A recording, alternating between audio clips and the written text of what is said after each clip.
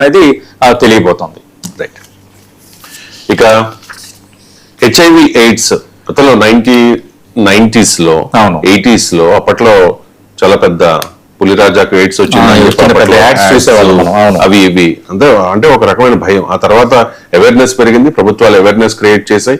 So తర్వాత తగ్గిపోయింది, ఆ ప్రస్తావన ఎక్కడా లేదు. కానీ ఇప్పుడు చూస్తే కనుక కర్ణాటక క్యాంపస్లో కలకలం. 7,000 మందికి, అందులోనూ 18 to 25 ఏజ్ గ్రూప్ ఉన్న వాళ్ళే దీనిలో ఎక్కువ. వాళ్ళకి ఎయిడ్స్ హెచ్ఐవి అంటే ఇంక లైఫ్ అయిపోయినట్టే ఒక రకంగా చెప్పాలి, అయిపోయినట్టేనండి. అది అంటే ఏంటంటే హెచ్ఐవికి సంబంధించి మనకి తెలుసు, అంటే దీంట్లో యాంటీ రెట్రోవైరల్ థెరపీ అన్న ఒక చికిత్సను వాడతారు వైరస్ ని పూర్తిగా నయం చేయడానికి. బట్ పూర్తిగా నయం కాకపోయినా దానిని కొంత నియంత్రణలో ఉంచి క్రమబద్ధమైన ఆరోగ్యకరమైన జీవితం గడిపితే కొంత లైఫ్ స్పాన్ పెరుగుతుంది. కానీ అది ఎంటర్ అయిందంటే మాత్రం కొంచెం సైకలాజికల్ గా అండ్ సమాజంలో, అంటే సమాజంలో చిన్న చూపు ఉంటుంది. ఎయిడ్స్ ఉంది అంటే చిన్న చూపు ఉంటుంది. అది ఎలా వచ్చింది అంటే ఎలా అయినా వచ్చి ఉండొచ్చు అని ఆ చిన్న చూపు ఉంటుంది.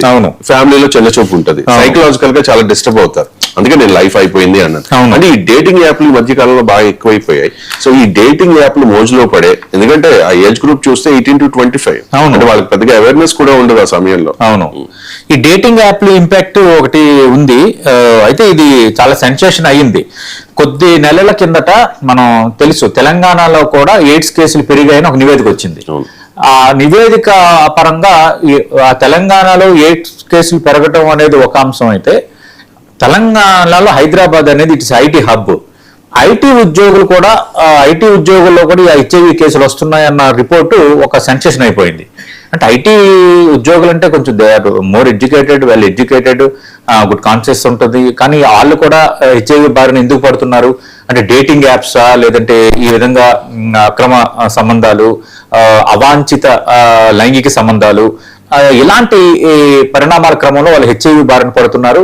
వాళ్ళ ప్రాణాల మీదకి తెచ్చుకునే వాతావరణం క్రియేట్ చేస్తున్నారు. ఇప్పుడు ఒక్కసారి వాళ్ళకి హెచ్ఐవి వచ్చింది అని అంటే అది మీరు అన్నట్టుగా మనం అలా చూడకూడదు. కానీ సమాజంలో ఎట్లా ఉందంటే హెచ్ఐవి అంటే దాన్ని అంటే దగ్గరికి వెళ్తే మనకు అది అంటుకుంటుందేమో, అవాయిడ్ చేయాలి, దూరంగా ఉంచాలి అన్న ఒక భావన. టీబీ పేషెంట్ ఎట్లా ట్రీట్ చేస్తారో ఆ విధంగా ట్రీట్ చేసే పరిస్థితి మనకి కనిపిస్తోంది.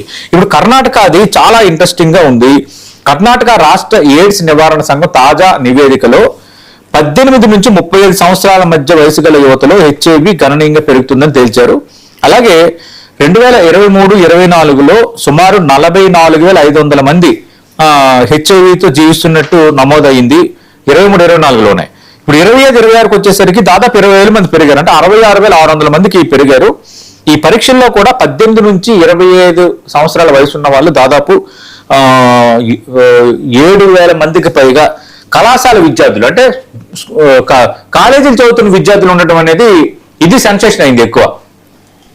వాళ్ళందరికీ హెచ్ఐవి పాజిటివ్ గా నిర్ధారణ కలగడం అనేది ఖచ్చితంగా ఇది అలార్మింగే.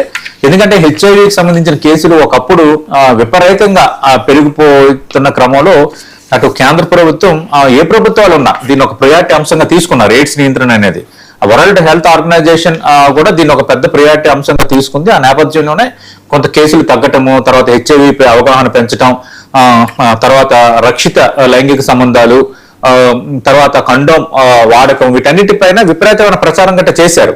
అలాగే జాగ్రత్తలు కూడా పెట్టారు, జాగ్రత్తలు కూడా సూచన చేశారు. అయినప్పుడు కూడా ఇవి రావటం అనేది కొంచెం ఇంట్రెస్టింగే. రెండో సమస్య ఏముందంటే అందరికీ కూడా కేవలం లైంగిక సంబంధాలతో వచ్చిందని కూడా అనలేము. ఒక సూదిని పలువురికి ఉపయోగించేటప్పుడు కొంచెం ఆ వైరస్ ఉన్న సూది ఎవరికైనా ఇవ్వటం ద్వారా కూడా హెచ్ఐవి వ్యాప్తి చెందే అవకాశం ఉంది. చాలా ఉన్నాయి వీటికి కారణాలు. అందుకు ఇది కొంత డేంజరస్ సైన్ గానే మనం చెప్పుకోవాలి. ఎప్పుడైతే ఇది అయిందో కర్ణాటక ప్రభుత్వం అప్రమత్తమైంది. మొత్తం హెచ్ఐవి అవగాహన కార్యక్రమాలను విస్తృతంగా నిర్వహించాలని ఒక నిర్ణయం అయితే తీసుకున్నారు. అయితే ఇప్పటికి కూడా హెచ్ఐవి ఎలా వ్యాపిస్తుంది, ఎలా వ్యాపించే అంశాలపై సరైన అవగాహన లేదు అంటున్నారు. కానీ ఇది తప్పు. సరైన అవగాహన ఉంది, ఇప్పటికే చాలా అవగాహన కల్పించారు. కానీ కొత్త తరం ఎవరైతే వస్తున్నారో వాళ్ళకి అవగాహన కల్పించాలి. ఈ కొత్త తరానికి అవగాహన కల్పించడం అనేది అత్యంత ఆవశ్యకం. అది చాలా కీలకం. రెండోది, ఒకటి లైంగిక సంబంధాలను ఇందాక చెప్పాం. రెండోది, హెచ్ఐవి సోకిన రక్తాన్ని పరీక్షించకుండా ఎక్కించడం. మొన్న మధ్యలో ఒక క్రైమ్ వార్త చూసాం. భర్తకి హెచ్ఐవి పాజిటివ్ రక్తాన్ని ఒక భార్య ఎక్కించే ప్రయత్నం చేసింది. అది పెద్ద సెన్సేషన్ అయిపోయింది. అంటే ఇలా కూడా చంపడానికి ప్రయత్నించవచ్చా అని. ఇప్పుడు ఏంటి, హెచ్ఐవి సోకిన రక్తాన్ని పరీక్షించకుండా ఎక్కించడం. ఒకే సూదులను పలువురికి ఉపయోగించడం, గర్భధారణ లేదా పాలిచ్చే సమయంలో తల్లి నుంచి శిశువు కూడా వైరస్ సోకే అవకాశాలు ఉన్నాయి. ఇది అంత ప్రమాదకరం. అలాగే కరచలనం చేయటం, షేక్ హ్యాండ్ చేయటం కానీ, ఒకే పాత్రలో భోజనం చేయటం, అలింగనం చేసుకోవటం, కలిసి చదవటంలో హెచ్ఐవి వ్యాప్తి చెందదు. కానీ ఒక రకమైన భయం వచ్చేసింది. హెచ్ఐవి అంటే వాడు దూరంగా ఉండాలి, హెచ్ఐవి అంటే వాడికి ఎయిడ్స్ ఉంది, వాడికి మనకు అంటుకుంటుంది, అది ప్రాణాంతకమైనది అన్న రకంగా సమాజంలో ఒక భావన ఉంది. ఆ భావన ఉన్న నేపథ్యంలో మనం ఎంత సెన్సిటైజ్ చేస్తున్నా వాళ్ళని దూరం పెట్టే పరిణామాలే మనకి చోటు చేసుకుంటున్నాయి. అలాగే భారత ప్రభుత్వం నేషనల్ ఎయిడ్స్ కంట్రోల్ ఆర్గనైజేషన్ నివేదికలు కూడా యువతలో అవగాహన మరింత పెంపొందించాలి. మళ్ళీ కేసులు పెరుగుతున్నాయి, ఇది చాలా ఆందోళనకరమని చెప్తున్నారు. ప్రస్తుతం దాన్ని ప్రస్తావించినట్టుగా ఈ యాంటీ రెట్రోవైరల్ థెరపీ చికిత్స పూర్తిగా నయం చేయకపోయినా కొంత దాన్ని నియంత్రణలో ఉంచి ఆరోగ్యవంతమైన జీవితానికైతే సహాయపడుతుంది. చికిత్సను క్రమంగా తప్పకుండా తీసుకుంటే వైరల్ లోడ్ చాలా తక్కువ స్థాయికి చేరి ఇతరులకు వ్యాప్తి చెందే ప్రమాదం కూడా గణనీయంగా తగ్గుతుంది. ఆంధ్రప్రదేశ్ మన లెక్కలు కూడా చూడండి, లేటెస్ట్ లెక్కలు.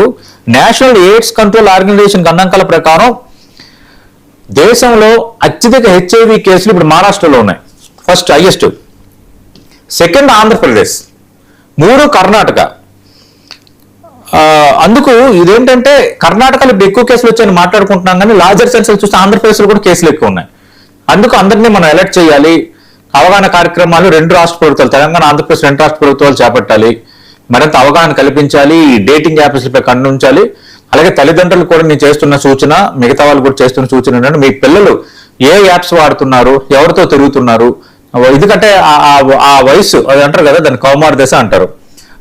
ఇట్స్ అదేంటంటే కొంచెం టెండింగ్ ఏజ్.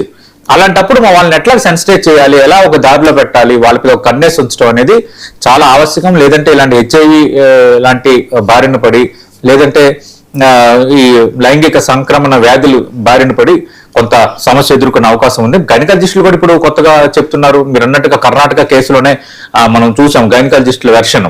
అంటే ఎక్కువగా ఈ మధ్య కాలంలో యూత్ లో అమ్మాయిలు ఇలాంటి కంప్లైంట్లు, ఆ తర్వాత ఈ లైంగిక సంక్రమణ వ్యాధులకు సంబంధించిన కంప్లైంట్లు ఎక్కువ మంది వస్తున్నారు. ఇది చాలా అలార్మింగ్. మేము చాలా కౌన్సిలింగ్ ఇచ్చి పంపిస్తున్నాము, తల్లిదండ్రులకి బాధ్యత ఉంది అని చెప్తున్నారు. అలాగే స్కూళ్లలో బోధించే వాళ్ళకి స్కూళ్ళకి కూడా బాధ్యత ఉంది. దయచేసి సెన్సిటైజ్ చేయండి. ఎందుకంటే 18 నుంచి 25 ఏళ్ళ వయసు ఉన్న పిల్లలే ఎక్కువ మంది కొందరు కేసులు బయటపడ్డాయంటే ఖచ్చితంగా ఆ ఏజ్ గ్రూప్ లో మనం చూస్తే అది ఇంటర్మీడియట్ తర్వాత డిగ్రీ, ఆ ఏజ్ గ్రూప్ పిల్లలు. అందుకు వీళ్ళ విషయంలో కొంత సెన్సిటైజ్ చేయాలి, వాళ్ళని సరైన దారిలో పెట్టాల్సిన బాధ్యత ఉంది. రేపొద్దున వాళ్ళు ఎయిడ్స్ లాంటి ప్రాణాంతక వ్యాధి బారిన పడకుండా ఉండడానికి నివారణ ఒక్కటే మార్గం కాదు, వాళ్ళ అవగాహన పెంచడం కూడా మంచి మార్గం. రైట్, చిన్న బ్రేక్ తీసుకుందాం. బ్రేక్ తర్వాత ఈ షో కంటిన్యూ అవుతుంది. చూస్తూనే ఉండండి 99 TV.